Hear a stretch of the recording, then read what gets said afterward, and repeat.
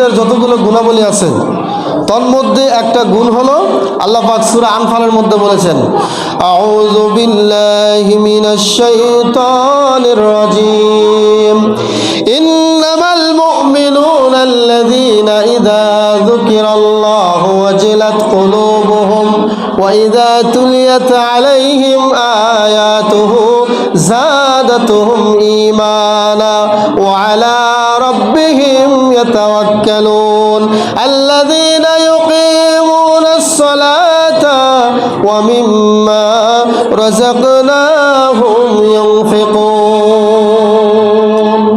আল্লাহ তাআলা এখানে পরপর 5টি গুণের কথা বললেন। আমি 1 নম্বরও বলবো না, 2 নম্বরও বলবো না, 3 নম্বরও বলবো না, 4 নম্বরও বলবো না। 5 নম্বর গুণ হলো যারা ঈমানদার হবে, যারা মুমিন হবে, তাদের গুণাগুণ বর্ণনা করতে গিয়ে সূরা আনফালের 4 নম্বর আয়াতে আল্লাহ বলেছেন, ওয়া মিম্মা রাযাকনাহুম ইউনফিকুন। তারা হচ্ছে এমন বান্দা, এমন ব্যক্তি হবে আমি আল্লাহ তাদেরকে যা দিয়েছি সেখান থেকে তারা ব্যয় করে। সুবহানাল্লাহ। তাহলে আল্লাহ কথাটা কি বললেন একটু খেয়াল করেন আমার দিকে। আল্লাহ বলেছেন ওয়া মিম্মা রাযাকনাহুম ইউনফিকুন, ওয়া মিম্মা সেখান থেকে তারা খরচ করে, রাযাকনা আল্লাহ বলেছেন আমরা তাদেরকে যা রিজিক দিয়েছি, আমি আল্লাহ তাদেরকে যা রিজিক দিয়েছি সেখান থেকে ইউনফিকুন তারা খরচ করে। তাহলে এখন আমি আপনাদেরকে প্রশ্ন করি, আমাদের ধন সম্পদ, আমাদের ঘর বাড়ি, আমাদের ধন দৌলত এগুলো কি আমাদের কামাই নাকি আল্লাহর দেওয়া দয়া? সবাই বলেন নাই কার দেওয়া?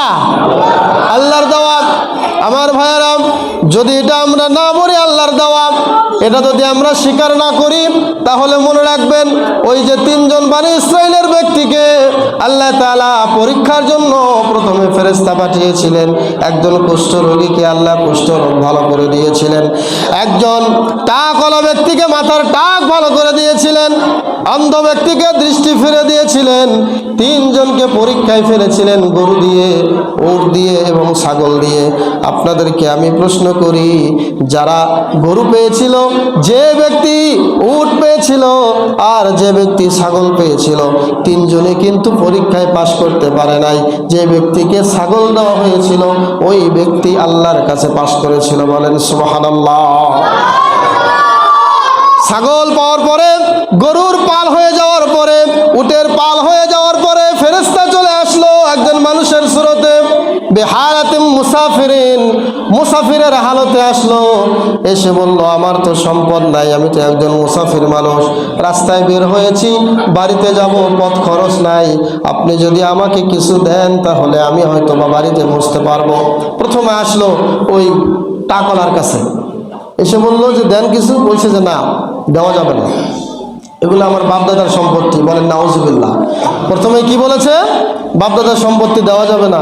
এইভাবে সে দিল না, কিন্তু যাওয়ার সময় ফেরেশতা একটা বদদোয়া দিয়ে গিয়েছে, যদি তুমি সত্য কথা বলে থাকো সম্পদ তোমার থাকবে, আর যদি মিথ্যা কথা বলে থাকো তোমার বাপদাদার সম্পত্তি তাহলে যে অবস্থায় ছিল আগে টাকওয়ালা এবং কিছুই ছিল না ওই অবস্থায় ফিরে যাইবে। এই কথা বলে ফেরেশতা চলে আসলো দ্বিতীয় ব্যক্তির কাছে, যিনি কুষ্ঠরোগী।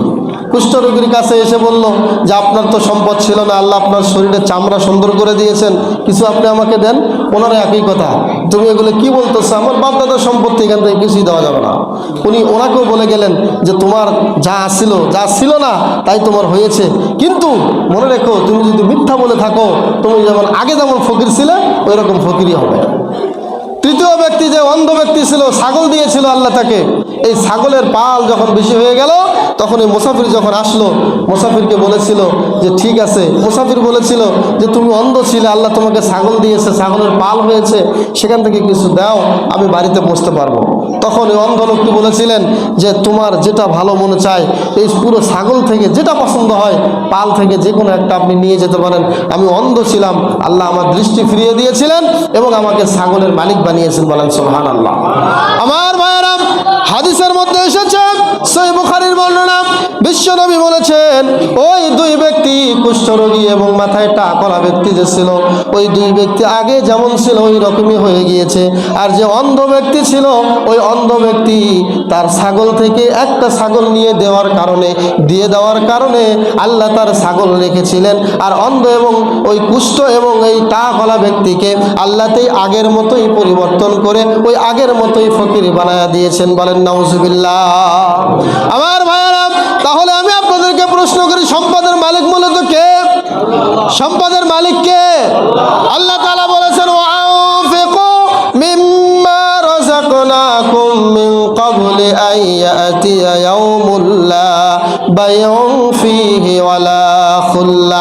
ও ঈমানদারেরা, তোমরা দান করো, খরচ করো ওই দিন আসার আগে, যেই দিন কোনো ব্যবসা বাণিজ্য থাকবে না, যেই দিন কোনো সুপারিশ চলবে না, যেই দিন কোনো ধোঁকাবাজি চলবে না, ওই দিন আসার পূর্বেই তোমরা দান করো।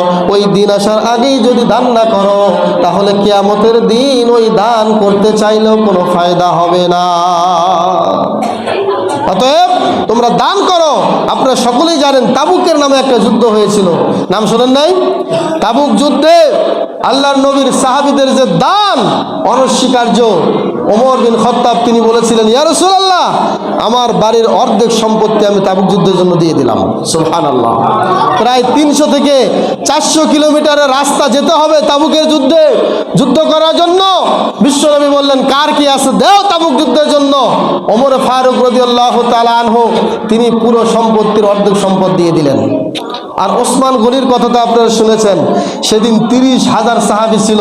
এই 30,000 সাহাবীর খাওয়া দাওয়ার ব্যবস্থা, ওখানে যাতায়াতের ব্যবস্থা, ওখানে যতদিন থাকবেন ততদিন খাওয়ার ব্যবস্থা করেছিলেন ওসমান গনি রাদিয়াল্লাহু তাআলা আনহু। বলেন সুবহানাল্লাহ। 15,000 সাহাবীর খাওয়া দাওয়ার ব্যবস্থা তিনি করেছিলেন, যাতায়াতের ব্যবস্থাও ওসমান রাদিয়াল্লাহু তাআলা আনহু করেছিলেন। আবু বকর সিদ্দিক রাদিয়াল্লাহু তাআলা আনহুকে বিশ্বনবী ডাকলেন, তিনি একটা খাম্বার আড়ালে দাঁড়ানো ছিলেন, সেই বুখারীর বর্ণনা। বিশ্বনবী ডাক দিলেন, তিনি লজ্জায় সামনে আসতেছেন না। সবাই সব কিছু দান করলো, উনি তো কিছুই দান করতে পারলেন না। তিনি একটা হাতে থলে ছিল, বিশ্বনবী হাতের থলেটা নিলেন, ব্যাগটা নিলেন, নিয়ে একটা ঝাড়া দিলেন, দেখলেন কয়েক কেজি গম আর কিছু আটা। বিশ্বনবী বললেন, শোনো আমার সাহাবীরা, তোমরা আজকে যারা তাবুকের যুদ্ধের জন্য প্রচুর সম্পদ দান করেছো, তোমাদের সকলের সম্পত্তি এক পাল্লায় রাখলে আমার সাহাবী আবু বকরের দানটুকু যদি এক পাল্লায় রাখি, সবার পাল্লা হালকা হয়ে যাবে, আবু বকরের দানের পাল্লা ভারী হয়ে যাবে। সুবহানাল্লাহ। তার মানে হলো বিশ্বনবী সবাইকে বললেন, এখানে কি দিয়েছো? তাবুক যুদ্ধের জন্য বাড়িতে কি রেখে এসেছো? সবাই বলেছিল, ইয়া রাসূলুল্লাহ, এখানে এই দিয়েছি, বাড়িতে এই রেখে এসেছি। কিন্তু আবু বকর বলেছিল, ইয়া রাসূলুল্লাহ, ইয়া হাবিবাল্লাহ, আমার সম্পত্তি সবটুকু এনে আপনার এখানে কদম মোবারকে দিয়ে দিয়েছি, তাবুক যুদ্ধের জন্য দিয়েছি। আবু বকরের বাড়িতে আল্লাহ এবং তার রাসূল ছাড়া কেউ নাই। সুবহানাল্লাহ। তাহলে কি বুঝলেন? কোটি কোটি টাকা দান যে করে তার দানই বেশি প্রিয়, নাকি যেটুকু সাধ্য ওইটুকু দান করাই বেশি প্রিয়? যেটুকু সাধ্য ওইটুকু দান করাই বেশি প্রিয়। আল্লাহ এটাই বেশি পছন্দ করেন। একজন কোটিপতি 2 কোটি টাকার দান করার তার ক্ষমতা আছে, দিল 1 লাখ, কিন্তু আপনার পকেটে, আপনার অ্যাকাউন্টে 10 টাকাও নাই, আপনার কাছে 5 টাকা ছিল পকেটে, ওই 5 টাকায় দান করলেন। ওই লোকের 1 কোটি 1 লাখ, আর আপনার 5 টাকা দান আল্লাহ বেশি পছন্দ করবেন 1 লাখের চেয়ে। বলেন না সুবহানাল্লাহ। এই জন্য আমাদেরকে আগে আসতে হবে। খাদিজা রাদিয়াল্লাহু তাআলা আনহার সম্পত্তি পুরোটাই আল্লাহর নবী ইসলামের পথে ব্যয় করেছিলেন। ঘটনা জানেন না আপনারা? ওই যে বিবাহের পরে বাসর রাতে যাওয়ার আগে বিশ্ব নবীর সাথে কিছু কথোপকথন হলো, এগুলো আপনার হায়াতুস সাহাবা থেকে পাবেন এবং খাদিজা রাদিয়াল্লাহু তাআলা আনহার জীবনীতেও আপনারা পাবেন। উনি বলেছিলেন, হে খাদিজা, তোমার সম্পত্তি যে আমাকে দিয়ে দিচ্ছ, আমার তো একটা বদ অভ্যাস আছে। বিশ্বনবীকে বলছিলেন যে আপনাকে আমি সব সম্পত্তি দিয়ে দিলাম, আজ থেকে সব সম্পত্তি এবং এই মক্কার যে রাজবাড়ি সব কিছুর মালিক আপনি।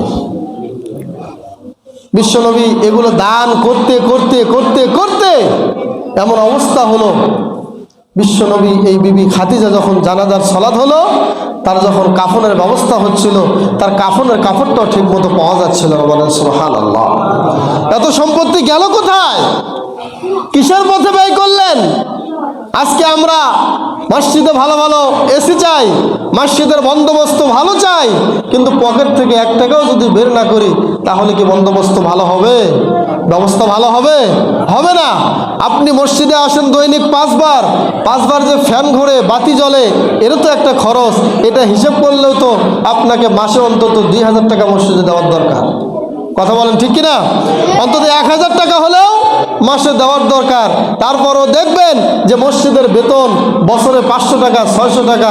এখানেও আপনাদের মুখে আপত্তি ওঠে যে 600 টাকা বছরে কি লেগে দিতে হবে, এত টাকা দিতে পারবো না, এরকম কথা সমাজে বলে নাকি বলে না? বলে। আপনাদের সমাজের লোক ভালো আছে আলহামদুলিল্লাহ। আমাদের অভিজ্ঞতায় আমরা বলছি, আমাদের সমাজে এরকম লোক আছে। সম্মানিত উপস্থিতি মা ও বোনেরা, আমি আপনাদেরকে মুসাব বিন উমাইরের কথা একটু স্মরণ করে দেই। মক্কার অলিতে গলিতে যার পদচলনে, যার আচরণে, যার চলাফেরায় সুগন্ধ বের হতো, কেউ যদি জানতো যে এখানে সুঘ্রাণ পাওয়া যেত, এটা বিশ্বাস করতে এই রাস্তা দিয়ে মুসাব বিন উমাইর গিয়েছে। এবং মক্কার সবচাইতে দামি পোশাক এই মুসাব বিন উমাইর পরতেন। কিন্তু তিনি যখন মৃত্যুবরণ করলেন, দেখেন তো তার হিস্টোরিটা। সাহাবীরা বলছে, আমরা এমন কোনো কাপড় পাই না, তাকে দাফন করার সময় মাথা ঢাকলে পা বের হয়ে যায়, পা ঢাকলে মাথা বের হয়। কি সাহাবী ছিলেন! কত কোটি কোটি সম্পদের মালিক ছিলেন, দিনার দিরহামের মালিক ছিলেন। সাহাবীরা বলছেন, ইসখির নামক এক জাতীয় ঘাস দিয়ে বিশ্বনবী বললেন, কাফনের কাপড়টা দিয়ে মাথা ঢেকে দাও, আর ইসখির নামক এক জাতীয় ঘাস দিয়ে তোমরা তার পাটা ঢেকে দিয়ে তাকে দাফন করে দাও। সুবহানাল্লাহ। প্রিয় ভাইয়েরা, আসুন, মসজিদের জন্য দান, এই দানই হচ্ছে আসল দান। মনে করেন যে আপনার বাবা মারা গিয়েছে, আজকে দুনিয়াতে নাই, আপনার জন্য সম্পদ রেখে যান নাই, আপনার মা দুনিয়াতে নাই, আপনার দাদা দুনিয়াতে নাই, দাদি দুনিয়াতে নাই, তারা যে সম্পদ রেখে গেলেন ওগুলোই তো আমরা খাচ্ছি। কি বলেন ঠিক কিনা? তা ওখান থেকে আপনার দাদা দাদি, বাবা মা, নানা নানি, তাদের জন্য একটা অংশ দান করার দরকার আছে নাকি নাই? বিশ্বনবী বলেছেন, ইন্নাস সাদাকাতা লা তুতফিউ হাররাল কুবুর।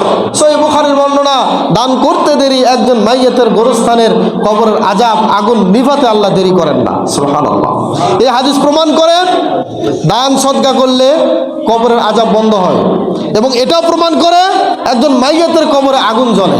কি জ্বলে? আগুন, আগুনের লেলিহান শিখা জ্বলে, যেটা আমরা দেখতে পারবো না দুনিয়ার চোখে। এটা কবরের জগতের কথা। কবরের জগতে যারা যাবে তারাই দেখবে, দুনিয়া থেকে আমরা এটা বুঝতে পারবো না। এই যে কবরের ভিতরে একজন ব্যক্তির যত দৃষ্টি যত দূরে যাবে, তার কবরটাকে তত প্রশস্ত করা হবে। এখন আমাদের প্রশ্ন হলো, তার পাশেই তো একজনকে কবর দেওয়া হয়েছে, তাহলে তার কবরটা এত প্রশস্ত কেমনে হবে? এটা আপনি দুনিয়ার চোখে, দুনিয়ার জ্ঞানে বুঝতে পারবেন না। এটা আলাদা একটা জগৎ। ওই জগতের ব্যাপারটা একমাত্র আল্লাহর হাতে।